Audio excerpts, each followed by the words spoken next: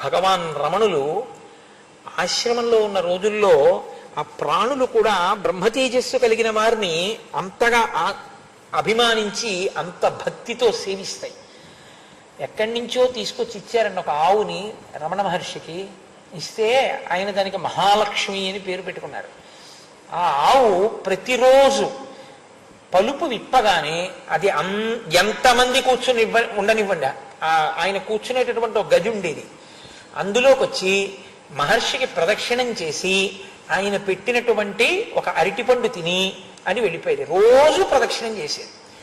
అది ఒకానొకప్పుడు దానికి ఒక చిన్న ఆవుల్ని కట్టేటటువంటి గోశాల కట్టారు. దాని సంతతి ఎక్కువైపోయింది రమణ మహర్షి ఆశ్రమంలో. ఒకసారి ఆశ్రమానికి కానీ దేవాలయానికి కానీ ఇచ్చిన వాటి సంతతిని తిరిగి ఎక్కడికి ఇవ్వకూడదు, ఎందుకంటే అది ఈశ్వరుడి సొత్తు ఇంకా. కాబట్టి దాని సంతతి పెరిగిపోయింది ఆశ్రమంలో. పెరిగిపోతే అక్కడ ఒక పెద్ద పాక వేశారు. వేసి దీన్ని మొదట తీసుకెళ్లి కడదామని తీసుకెళ్తున్నారు. ఇది కొత్తకి భయపడి లోపలికి వెళ్లకుండా ఒక్కసారి ఆ ముక్కు తాడు పట్టుకున్నారు. దానికి ఆ ముక్కు తాడుకి నలిగి రక్తం కారుతుండగా తప్పించుకొని పరిగెత్తకుంటూ రమణ మహర్షి దగ్గరికి వచ్చేసింది.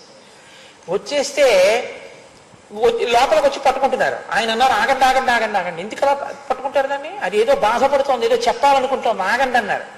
అది మహర్షి దగ్గరికి వచ్చి మోరలెత్తి ఏదో అలా అలా అని మాట్లాడింది. ఆయన అన్నారు, దానికి పాక వేశారట, దాన్ని ఇవాళ గృహప్రవేశం చేయిస్తున్నారట, దానికి భయం వేసిందిట, దానికి ముక్కుతాడు వేశారట, అది పట్టుకు లాగారట, దానికి నెత్తురు కారింది, దానికి ఎంత బాధ కలిగిందో నేను భగవాన్కి చెప్పుకుంటానని నా దగ్గరికి వచ్చింది. పైగా దాన్ని లాగేస్తారా మీరు?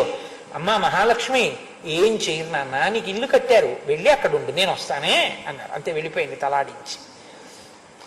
మహాలక్ష్మి ఆవు ప్రాణోత్క్రమణం అయిపోతుంటే అది ప్రాణం విడిచిపెట్టకపోతే బాధపడుతుంటే రమణ మహర్షి వెళ్ళారు. వెళ్ళి ఆయన దగ్గర కూర్చుంటే అప్పుడది ఆర్తితో ఆయన ఒళ్ళో తల పెట్టుకుని 2 కనుగుడ్లు పైకెత్తి ఆయన వంకే చూస్తూ ఆయన ఒళ్ళోనే తల వాల్చేసి ప్రాణం వదిలేసి.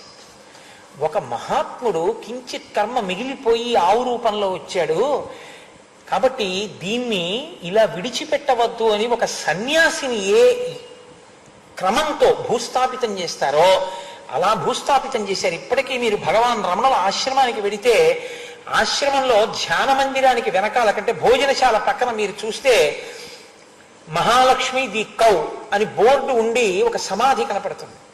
అందులో ఆయన చేతులతో ఆయన ఆవుని పెట్టి ఉప్పు వేసి సమాధి చేశారు.